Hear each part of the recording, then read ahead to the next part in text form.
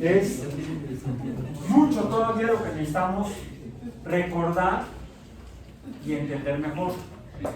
Prácticamente todo lo que abordamos en este curso de física biológica, de alguna manera ya estuvo, quizás hasta por escrito, en los programas de los cursos que hayan tenido la palabra física, que hayan estado en la escuela en la que estuvieron antes de la universidad.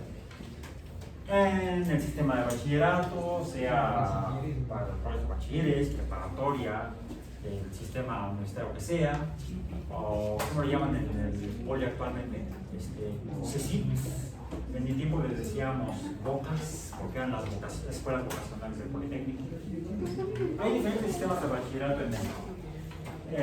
Y en todos ellos, además de la secundaria, pues está incluido en el plan de estudios alguna asignatura, curso, materia que tiene la palabra física. Hoy en día, no lo he revisado todavía, pero al menos en la reforma que se hizo en 2006 al sistema educativo en México, estableció para el segundo año de secundaria, una asignatura que se llamaba Ciencias 2. Ciencias 2, así se llamaba oficialmente, con énfasis en física. ¿Sí la recuerdan? ¿No? Bueno, es que le llaman física, pero el nombre oficial en el plan de estudios de 2006, porque el secretario de Educación era el doctor Reyes Tamés Guerra, que había sido rector de la Universidad Nacional Autónoma de Nuevo León, Universidad Autónoma de Nuevo León, pero Universidad Autónoma de Nuevo León. Modificaron el plan de secundaria, los planes de secundaria, y quedó primero Ciencias 1 con énfasis en biología, Ciencias 2 con énfasis en física y Ciencias 3 con énfasis en química. Quizá en la escuela en la que estuviste le quitaron el Ciencias N con énfasis en y te dejaron nada más biología, física y química. Bueno, eso había sido una violación a la ley de educación. Porque el nombre oficial, y como está en su certificado secundario, debe decir Ciencias 1, 2 y 3, con énfasis en biología, física y química respectivamente. Y eso lo sé porque trabajé en eso directamente. Una vez que lo habían hecho, por parte de la UAM me mandaban a trabajar con la SEP, no en la SEP, sino con la SEP, y revisar los planes de estudio que habían ya modificado. Y sí, cuando me di cuenta que había quedado eso, porque antes no era así. Entonces, hoy en día, 14 de diciembre del 2023, estamos en el curso de la UEA de Física Biológica en la División de Ciencias Biológicas y de Salud de la Unidad de Iztapalapa de la UAM. Pues estamos repasando la física que ya vieron antes, no importa cómo se haya llamado, pero en un contexto diferente. No solamente es para pasar, que fue lo que hicieron finalmente. Digo, si no, no estarían aquí, si no hubieran pasado la secundaria. Porque para entrar a la UAM, además de presentar el concurso de ingreso, mal llamado examen, examen de admisión, eso no existe en la UAM, se llama concurso de ingreso. Una vez aceptados en el concurso de ingreso, tienen que entregar sus documentos, sus certificados de educación preuniversitaria, el de secundaria y el de bachillerato preparatoria. Y ahí estudiaron física, pero, bueno, más bien, había física en el plan de estudio. Estudiaron, no lo voy a, no es objeto de nosotros, pero sí, ya vieron, y efectivamente ustedes mismos me han dicho, me han mencionado, se han acordado y me han mencionado algunas palabras, conceptos, definiciones, etcétera, que ya hemos visto previamente en este curso de física biológica. Lo que yo he intentado hacer es Dos cosas. La primera, que no solamente recuerden lo que ya vieron antes en la educación preuniversitaria. Se han estado acordando quizá de algo que quizá vieron, porque muchas veces en las escuelas sucede que no se ven completo los programas. No alcanzamos a ver todo el programa, pero aún así pasaron. O como dicen por ahí, panzaron.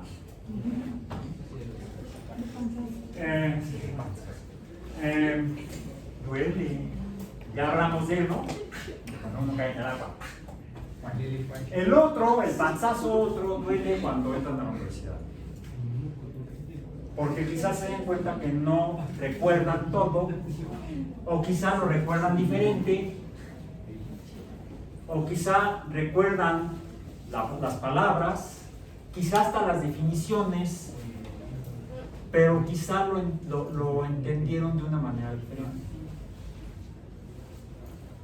Y no solo eso, el primer objetivo entonces sería recordar lo que ya vieron y tratar de estar seguros si lo entendieron de acuerdo a cómo debe, de acuerdo a cómo sería útil para poder usar ese concepto físico, esa definición física, usar ese conocimiento. Ese es el primero, recordarlo para usarlo. Y el segundo, que nos sea más útil para ir más allá de lo que sería el objetivo básico del estudio de la física en la educación preuniversitaria, que es general. Es decir, no importa si van a ser biólogos experimentales o contadores públicos. Sí, los que digan que quieren ser contadores públicos es quizá porque ya no quieren volver a ver física en su vida. Problema de ellos, y quizá les va a llamar en algún accidente. O no entiendan por qué pasó. Yo sí entiendo por qué me partí la máquina. Y entiendo mejor la evolución biológica también. Selección natural. Seleccionado para seguir vivo. Ok, bien. Entonces,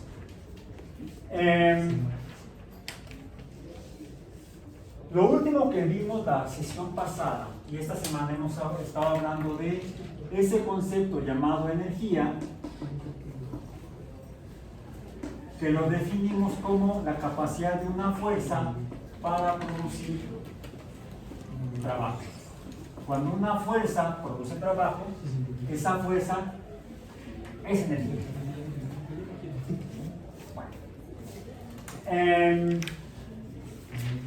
Otra cosa que hemos visto fue la existencia de materia en diferentes conformaciones, en diferentes estados, le llamamos, estados de agregación, porque recordamos, repasamos algunas materias, sustancias con las que convivimos, como el agua, y vimos que el agua puede existir en forma líquida, en forma de vapor, que de hecho también está aquí adentro, aunque no la veamos. La puedo hacer evidente si la hago así. ¿Qué pasó? ¿Qué es eso? No, lo que quedó por afuera. Pues fíjate que ya no es vapor. Fue vapor cuando salió de mis vías aéreas. ¿Lo ven? Ahí está, de veras. De hecho está siempre lo exhalamos. En el proceso fisiomecánico de la respiración, ¿cuál es el fenómeno fisiomecánico de la respiración? Cuando entra aire a nuestro sistema por la nariz, hacia los pulmones, hacia los alvéolos, por la faringe, la tráquea, sí, esto que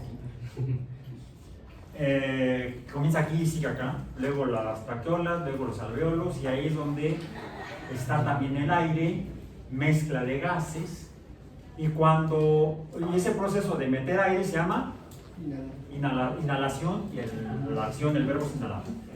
Luego lo que sigue no queda así. Pausa. Quizá podemos hacer esto así, ¿no? Hay que sacar el aire, hay que exhalarlo. En la exhalación, el aire sale otra vez con todo lo que entró y todo lo que salió y algo más. No, materia. materia. Cuando entra toda la porquería que hay aquí, principalmente oxígeno y nitrógeno, gases, pero también entra algo de vapor de agua que está aquí flotando, aunque no la vemos.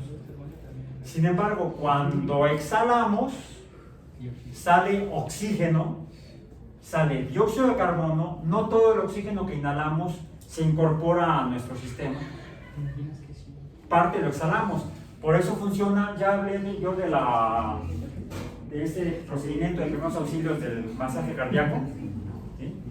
Es relacionado con el tiempo y la frecuencia. No, fíjate que no sea RCP, sea RC. ¿Sí? RC, corriente, ¿no? RC, un circuito RC, resistencia a corriente. No, resistencia a capacitancia. Lo vamos a ver después. RC sería resucitación cardíaca. ¿Por qué la P?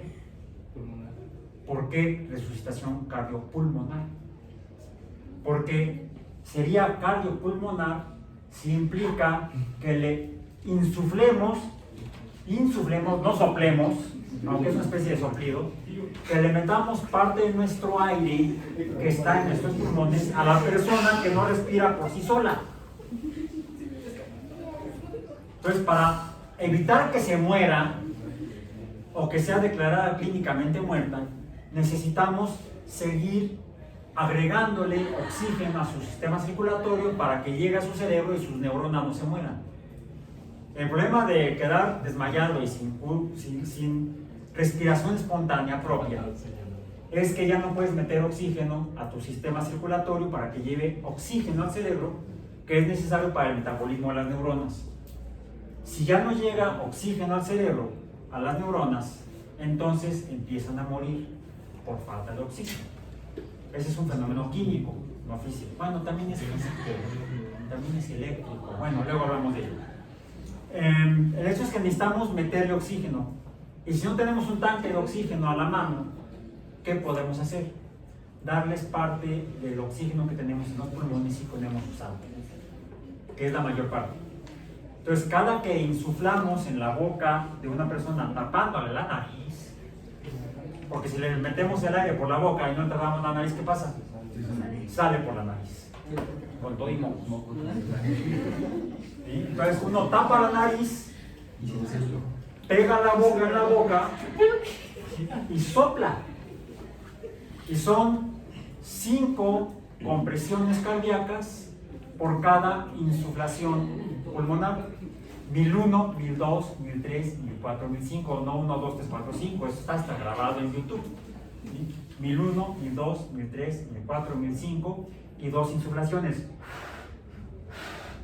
1001, 1002, 1003, 1004, 1005 y así puedes estar hasta 6 horas con una persona.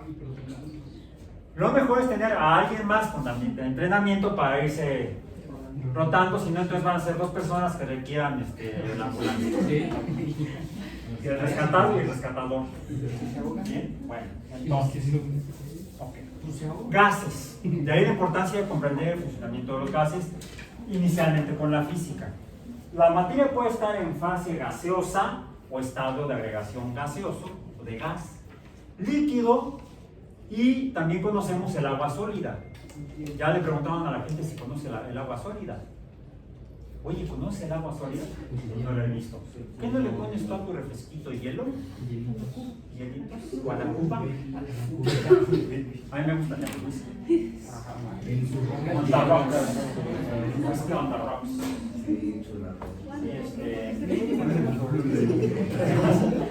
Me compraron unas rocas que metes al congelador y cuando vas a hacer whisky le pones las rocas y la ventaja es que las rocas no cambian su estado de agregación de sólido a líquido. Preocúpate si ves que se ve. Simplemente, ¿qué es lo que hacen esas rocas que estaban en el congelador cuando las pones en el whisky?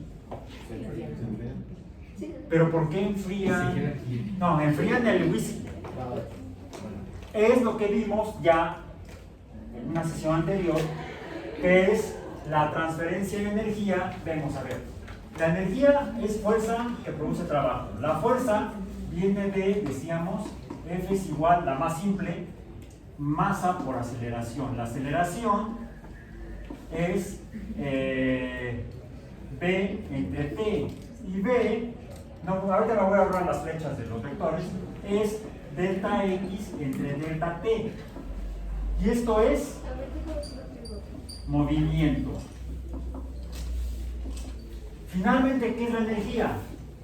Movimiento.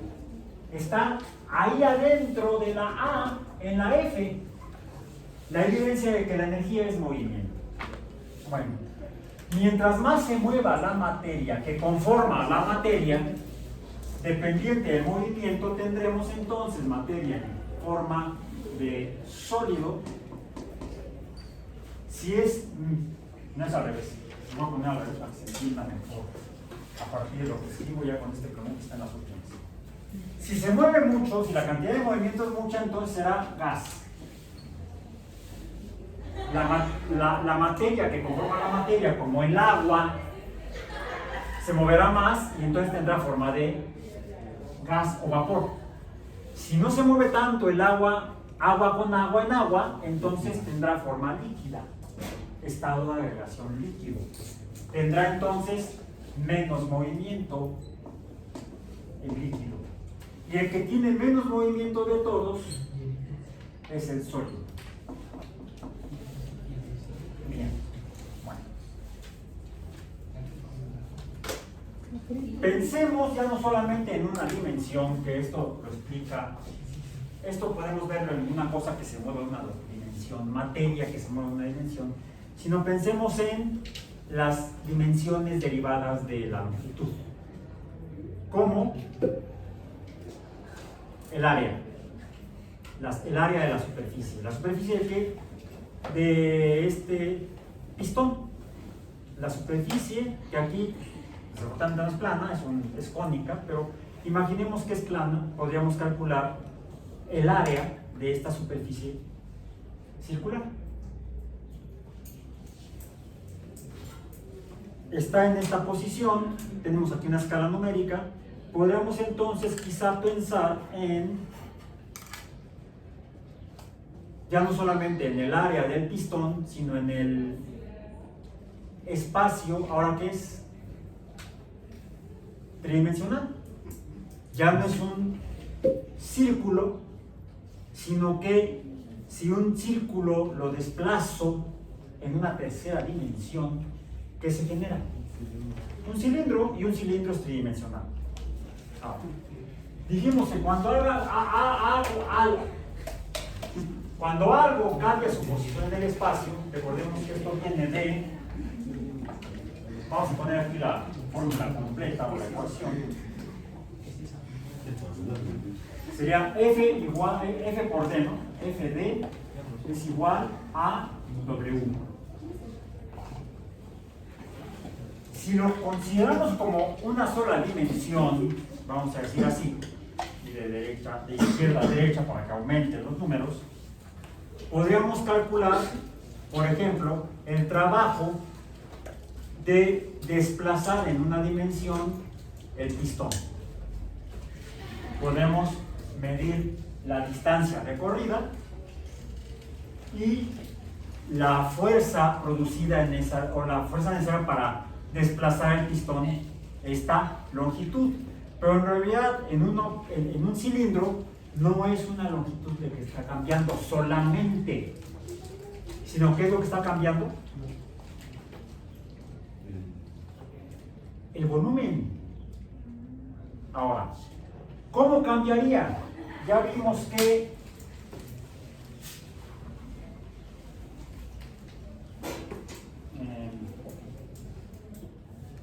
puede cambiar si aumenta la cantidad de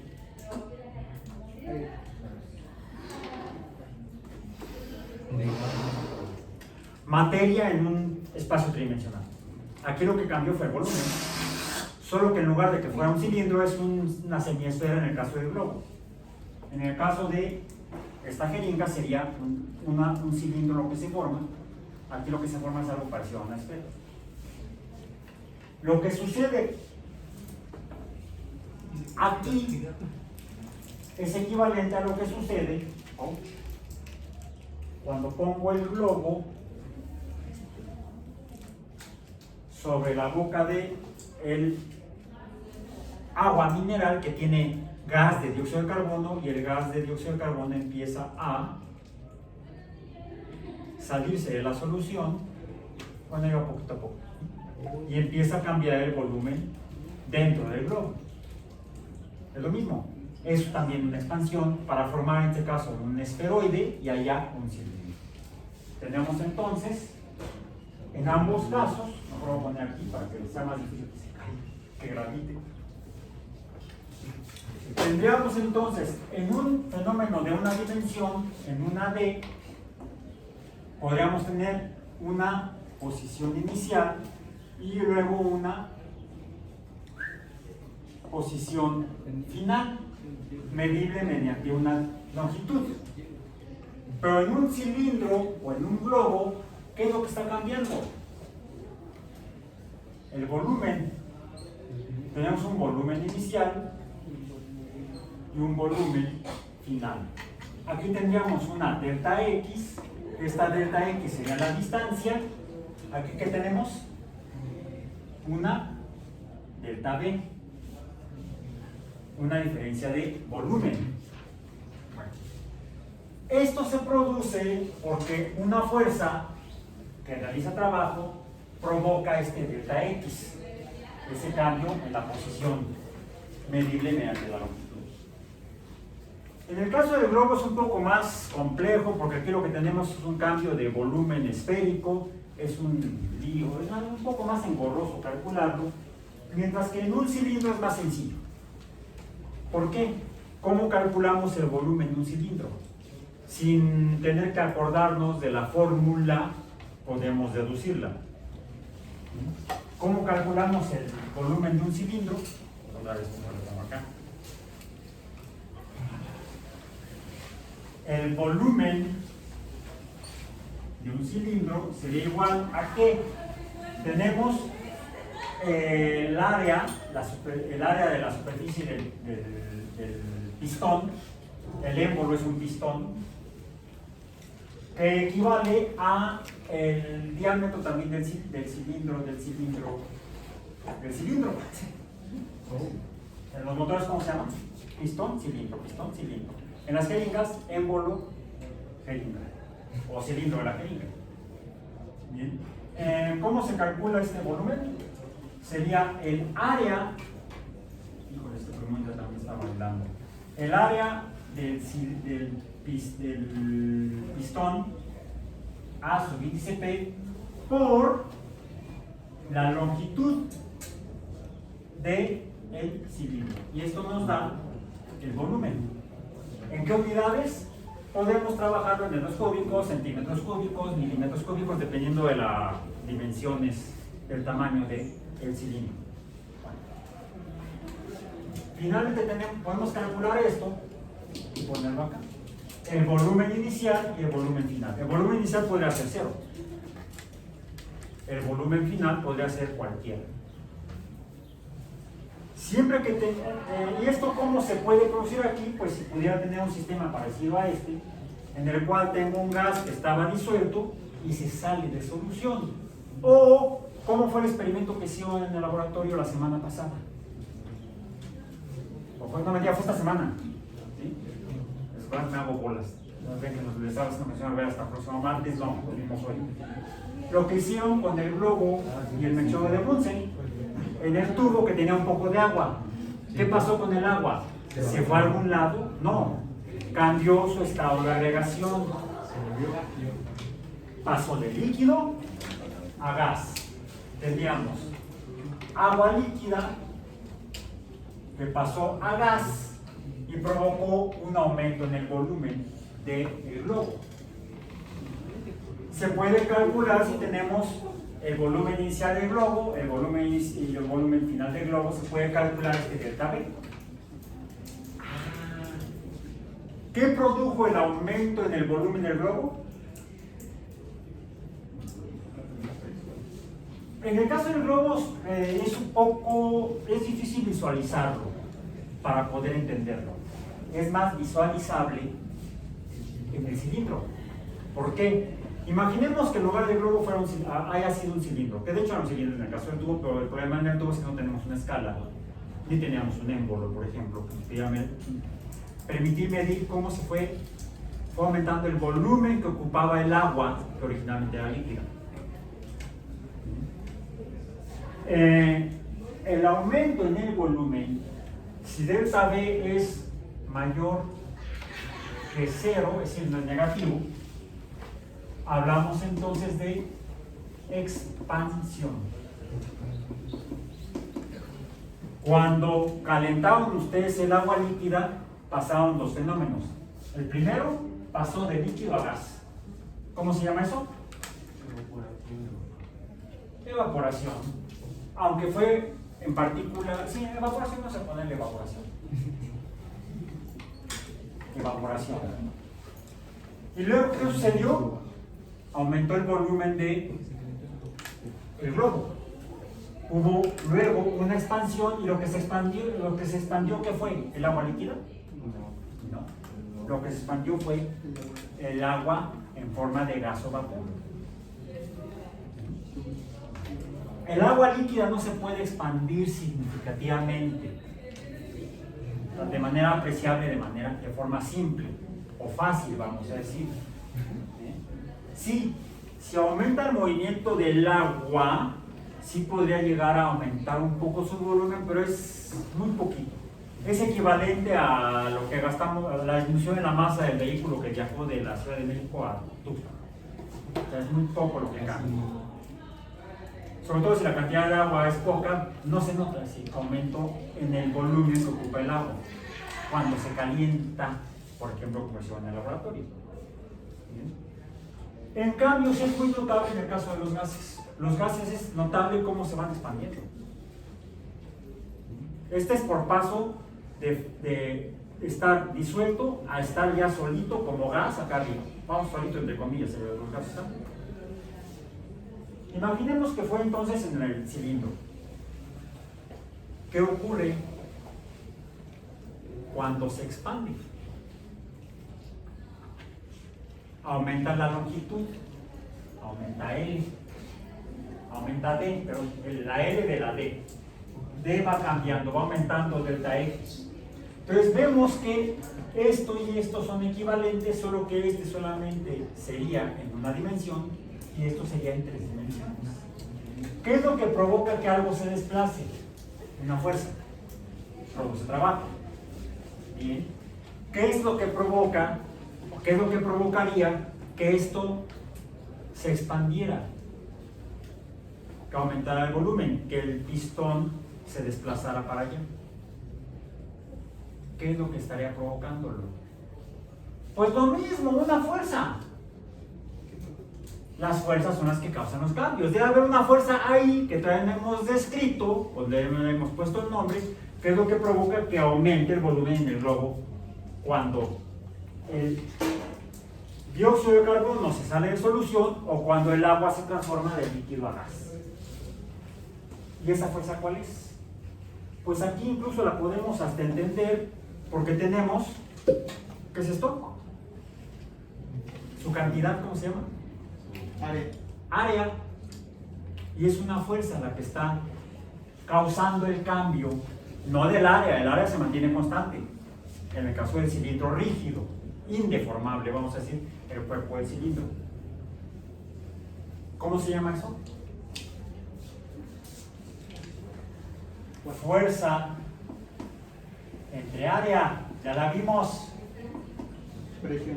Presión. La presión entonces es una forma de fuerza, pero relacionada con un área específica. Si fuerza por distancia es trabajo y la presión es un tipo de fuerza, presión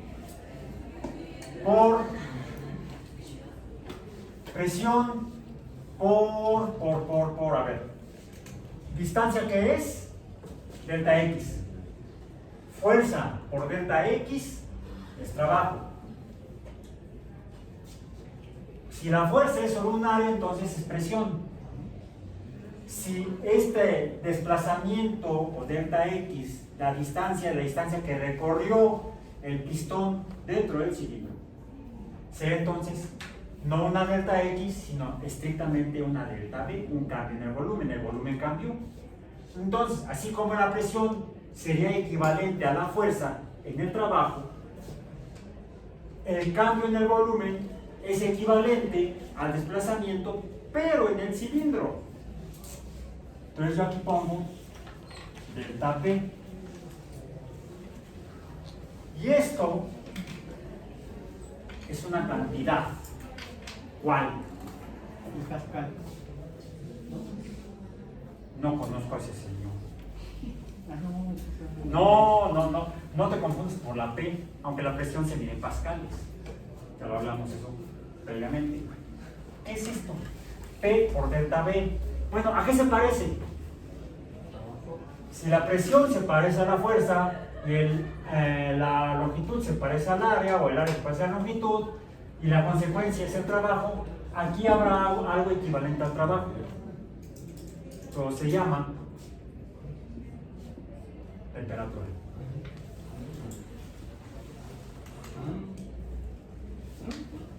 Eso que vimos ayer y que pusimos como una forma de medir el calor, y así lo definimos, el calor, no metía la temperatura, acá lo tengo.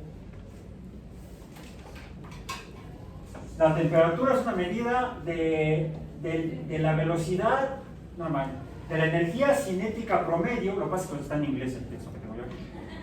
La temperatura es una medida de la energía cinética promedio de un algo. ¿Está lista la ventana? no se abre. Ni se abre. Es que me parece una falta de a veces sí pongo muy... ya me tradicional, pero lo que pasa es que mete ruido. Bien. Entonces, ¿qué es la temperatura? Un tipo de trabajo. ¿Qué es el trabajo? Energía. O el trabajo sea una medida de la energía, la temperatura es una medida de la energía.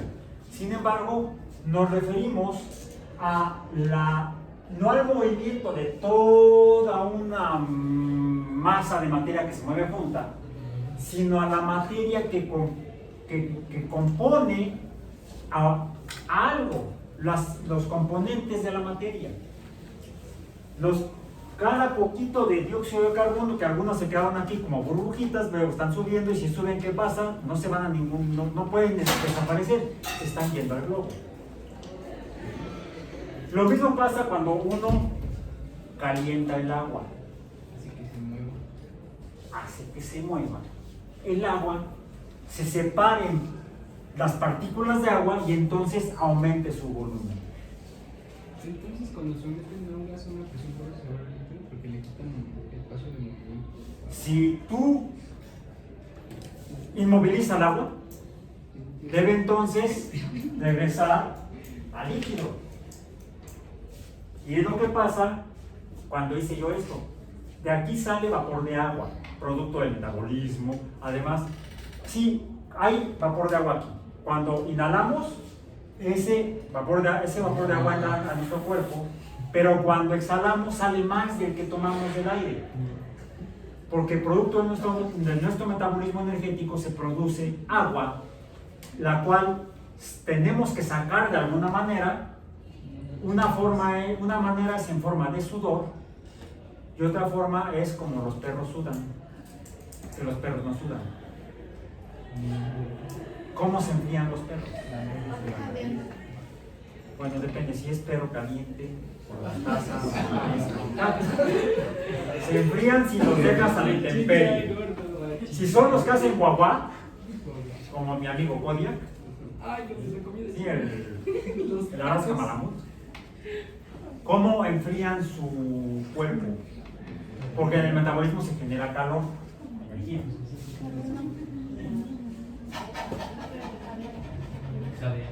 Porque no tienen glándulas sudoríparas en la piel. Muy pocos mamíferos tienen glándulas sudoríparas en la piel, no todos los mamíferos las tienen. Es una característica de los humanos, las tenemos muy abundantes y a veces se nota. Entonces, sacamos esa energía y además producto del metabolismo químico en forma de vapor y sale como ese, no se ve, salvo que ¿qué es lo que sucede aquí? El proceso inverso a la evaporación, ¿cómo se llama? Condensación. Hacia acá se llama condensación. Condensación, evaporación. ¿Bien? Bueno, entonces, también existe el paso de materia de líquido a sólido. ¿Cómo se llama? Solidificación. Solidificación puede ser. Y de sólido a líquido, fusión. Fusión o licuefacción. Aunque este puede tener variantes dependiendo de qué estamos hablando, por ejemplo, como decir, en suelos arcillosos, donde hay agua. Licuefacción. Ok, déjenme ver rápidamente. Bien. Entonces, condensación de gas a líquido, fusión o congelación, no, fusión de, bueno, vamos a ver, condensación de gas a líquido,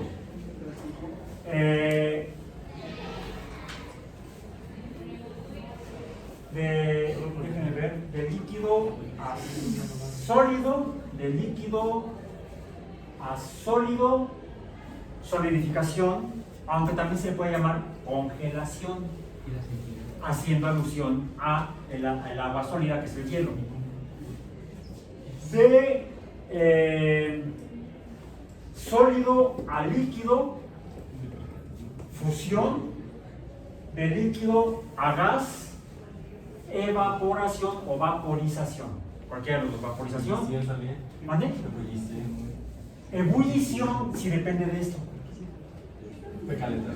Si depende específicamente de la temperatura, que es una medida de la cantidad de movimiento, entonces sí le llamamos ebullición. Y estrictamente el proceso inverso aquí sería de líquido a sólido, sería congelación. ¿Sí? Eso es cuando aludimos a la temperatura, que la temperatura la definimos como el cambio del volumen debido a la presión.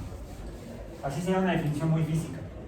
¿Qué es la temperatura? El cambio de volumen debido a la presión, que nos permite medir la cantidad de energía en un sistema de materia. Por cierto, para esto tenemos en termodinámica que definir lo que es un sistema termodinámico, porque eso nos va a decir cómo cambia la energía en el universo, en la naturaleza, dependiendo de cómo sea cada parte o pedazo o cosa que nos interesa en el universo, termodinámicamente hablando. Hablamos entonces de sistemas termodinámicos. Le voy a poner así TD para ahorrar. Hay tres tipos de sistemas termodinámicos, considerando que todo lo que existe en el universo existe ya sea en forma de materia, que se mide por masa, o más bien, y de energía. La energía dijimos que sería la cantidad de movimiento en la materia. Mientras más energía tiene, más probable es que sea que se encuentre en forma de gas. Mientras menos energía tenga, más probable es que se encuentre en forma de sólido.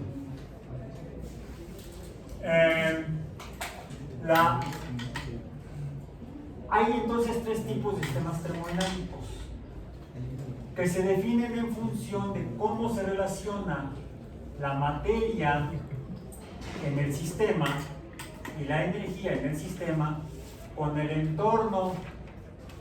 Vamos a llamar aquí entorno, y esto sería el sistema. Tenemos tres tipos. 1, 2 y 3. 1, 2 y 3. Qué ritmo tan chévere. Ok. M y E. M y E. Todo lo que existe en el universo existe en una de dos formas. O en forma de materia o en forma de energía. Por lo tanto, en los sistemas están conformados por materia y energía, y lo que está alrededor de ellos también, materia y energía. Vamos a ver si con el verde terminamos la clase. Materia y energía está igual. Materia. Esa fue la voz en el otro salón. Fuera.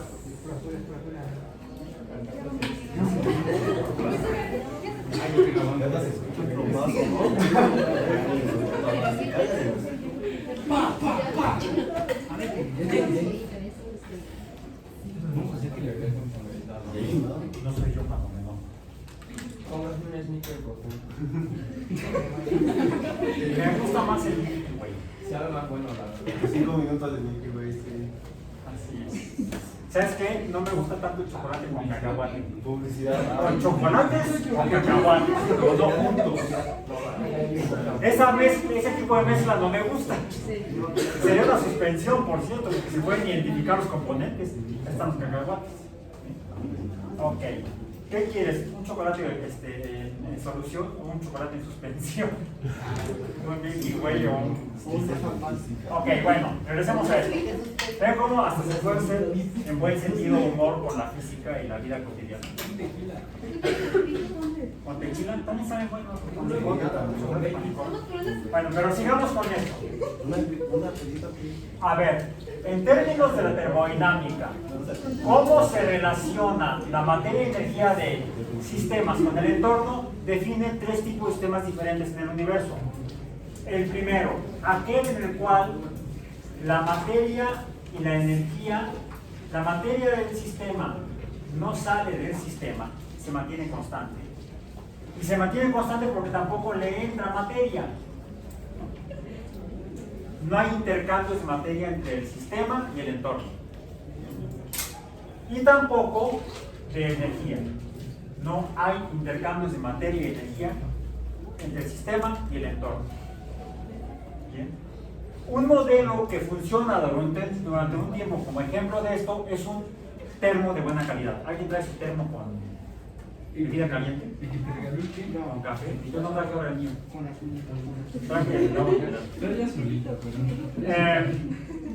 ¿Por qué? Mientras el termo esté cerrado, durante un tiempo determinado, dependiendo de la calidad del termo, pues si está cerrado no se va a salir el líquido caliente. Y tampoco va a cambiar ¿qué? La medida de energía, que es la temperatura, que sería la energía térmica del líquido. Si está caliente se va a meter en el caliente. Si está frío, porque era una chela, pues se va a mantener fría. Ah, lo rico. Depende de dónde te tomes la chela, si es aquí o aquí en verano o aquí en invierno. También, como se O aquí en el salón. Aquí en el salón. Yo sí la tomo a tiempo. una bien muerta. Y cuando está a mayor T, se siente mejor el sabor. Porque a mayor T, las partículas están más disgregadas y se dispersan mejor entre tus papilas gustativas. En cambio, cuando está fría, sabe a alcohol, nada más, y no se siente el sabor de la malta, por ejemplo. Por eso en algunos lugares toman la cerveza tibia, ¿no? Sí, y cuando alimentaban los fenicios hace 4.000 años, Cerveza barriga. ¿había refrigeradores? No. ¿Y dónde está Fenicia? ¿En Alaska? No, en el Mediterráneo. Y el Mediterráneo es cálido en verano. Y fueron los fenicios que calentaban la cerveza. Por supuesto la tomaban como si fuera sopa. Al tiempo, no caliente, al tiempo. ¿Bien? Ahora, primer tipo de sistema. No hay intercambios de materia ni energía entre el sistema y el entorno. Se llama un sistema aislado. No cerrado, aislado. El que mencionaste es el que sigue. En el cerrado, la materia se mantiene constante, ni se sale ni entra materia del entorno, pero sí puede haber salida de energía del sistema hacia el entorno y del entorno hacia el sistema. O sea, es como un ciclo. No necesariamente. Ahora, puede suceder que la materia que entra, bueno, aquí no entra, que la energía que entre no cambia adentro del sistema, se mantiene igual, o que la energía se transforme dentro del sistema. Aún así, podemos medir la que entra y la que sale.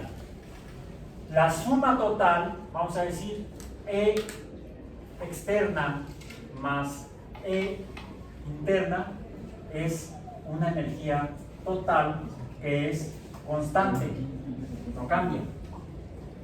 Cambiará la externa si entra más, aumentará la interna, disminuirá la externa, o si sale la externa, la interna, y ya no entra energía en la misma cantidad, entonces disminuirá la interna y aumentará la externa. Pero dice la primera ley de la termodinámica, no la segunda, lo que es la primera, no la cero. La primera dice que la energía se mantiene. La energía total del sistema y el entorno se debe mantener constante. ¿Decías? Vamos, lo podría anotar en rojo. ¿Se ve mejor con el rojo? ¿Cómo ¿No dices te escribió? cómo? La energía externa más la energía interna es igual a una energía total y esta es constante. Ahora sí se ve. ¿Mejor? Ok, qué bueno. Entonces, el verbo también lo jubilamos. ¡Ah! 2 puntos. ¿Para el grupo? No, yo no sé. Bueno, somos todo un equipo, entonces sí es para el grupo. Igual las calificaciones no son numéricas. 2 veces. Son con letra. Oficialmente la evaluación en la UAM es con letras. Es cualitativa, no cuantitativa. Y al próximo son 50 centavos. Ándate la baba. Ok, terminemos. El sistema cerrado. Entonces, en todos la energía total es constante. La relación es la misma. Se suman la interna y la externa y el sistema no cambia de acuerdo a la ley 1 de la termodinámica. La ley 0 nos dice hacia dónde entra si es que puede entrar. Por ejemplo, ya vimos que la ley 0 dice que si un objeto está más caliente que otro, una temperatura de uno es mayor que el otro, entonces la energía se va a mover de donde la temperatura es mayor a donde la temperatura es menor. Por ejemplo, el interior del perro, a través de exhalar el vapor, donde la temperatura externa tiene que ser menor a la interna del perro. ¿Cuál es la temperatura interna de un perro?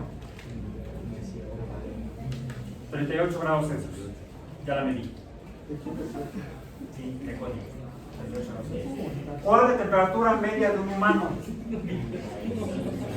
37. 36 y medio. 36 y medio. ¿De un gato?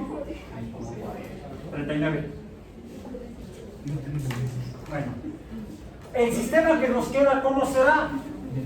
Pues, a ver, se distingue en el aislado del cerrado en el sentido de que en el aislado la energía sí puede salir y entrar. ¿Eso sería como una olla express? Una olla express, sí, para eso le ponen la válvula. Para que se salga el vapor llevándose el calor y no los frijoles. Y no explota.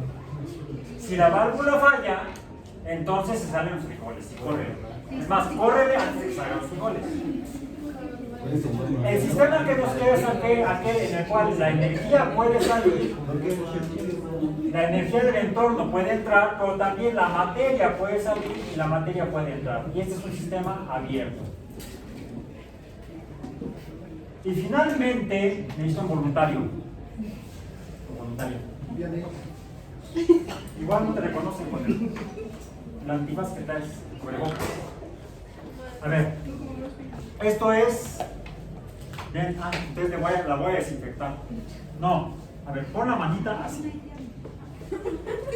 Esto es etanol, no absoluto, no es como en el laboratorio, dice 70% alcohol etílico o etanol. ¿Cómo sientes la mano respecto al entorno? Es mayor la temperatura o el calor, la energía térmica en la mano que en el entorno. ¿Cuál es la temperatura ahorita? ¿Alguien que vea la temperatura en el sistema? En el sistema en el que estamos. Dice aquí en mi tableta que es 18 grados Celsius. Tu temperatura debe ser de 36, 37 grados Celsius. ¿Dónde es mayor? En ella, en la mano, que en el entorno. ¿A dónde tiene que fluir el calor? ¿Hacia dónde se mueve? De donde hay más a donde hay menos. Tiene que ser de la mano a el entorno. La evidencia de ello es que viene bien cubierta para no perder energía, dado que ella es un sistema abierto. Somos sistemas abiertos. Entonces, la materia y la energía puede entrar, puede salir, puede entrar materia cuando comemos, puede salir materia cuando descomemos. Hay diferentes formas de descomer. Si te descubrimos no puedes descomer. Y también la energía, entra energía más en verano, por ejemplo, si la temperatura es de 38, 39 grados o 40 como en Tijuana, en verano, en Baja California, en el norte, o en Chihuahua, en Ciudad Juárez, ahí se cuece, o incluso hasta en Cancún, en La Paz. Entonces, ¿hacia dónde fluiría la temperatura en verano en esos lugares? Hacia el cuerpo. Entonces necesitamos sacar calor. No vas a ir así en verano a La Paz. No. Esto funciona como una barrera térmica para que no pierda calor. Porque ¿qué sucede cuando pierdes calor? ¿Qué sientes ahorita? Eso no existe. Está en tu mente. Concéntrate. Mira hacia arriba. No. Estás perdiendo calor. El calor pasa del cuerpo al líquido cuando se evapora. Esto se evapora más rápido que el agua. Pero aún yendo a La Paz en verano, ay, me voy a meter a la playa, que da gracias, puedes pasar, vete a la playa. Cuando uno sale de la alberca o de la playa en un lugar cálido, ¿cómo se siente? Frío, pásame la toalla. Cuando estamos a 40 grados aquí, pásame la maldita toalla, me estoy helando. ¿Por qué? Porque al cambiar de fase de líquido a gas, el agua que está pegada en mi cuerpo se lleva mi calor. El cambio de fases depende del flujo de calor. Y revisen por favor el concepto de diagrama de fases, donde uno cuantifica la relación entre presión y temperatura en los cambios de sólido a líquido, de líquido a gas, de gas a líquido, de líquido a sólido, y también hay de sólido a gas y de gas a sólido, que es más raro verlos en la Tierra, pero podemos llegar a ver. Por ejemplo, en el caso del hielo seco, ese que les mencioné, el dióxido de carbono sólido que está adentro de los carritos de paletas. ¿Ya buscaban algún carrito de paletas? Búsquenlo, les lo mencioné ayer. Y díganle al paletero, ¿me deja ver su carrito por dentro? Es una tarea. Van a ver unos bloques blanquecinos que son dióxido de carbono sólido, no gaseoso como el que está aquí. Y van a ver cómo no se derrite, porque está pasando de sólido a gas sin pasar por líquido. Van a ver una especie como de vapor, sí, ese vapor de agua que se condensa en microgotitas, que es lo que se queda aquí pegado. Esto no es vapor de agua ya, fue vapor mientras estuvo en el aire. En cuanto se pega en el recipiente, en cuanto forma gotitas, son microgotas líquidas de agua. Mucho cuidado cuando afirmamos que tal cosa es sólida, líquida o gaseosa, porque ahí recordemos que hay intermedios. Y aquí ya no es el intermedio, es la parte final de hoy. Nos vemos en la base y el martes.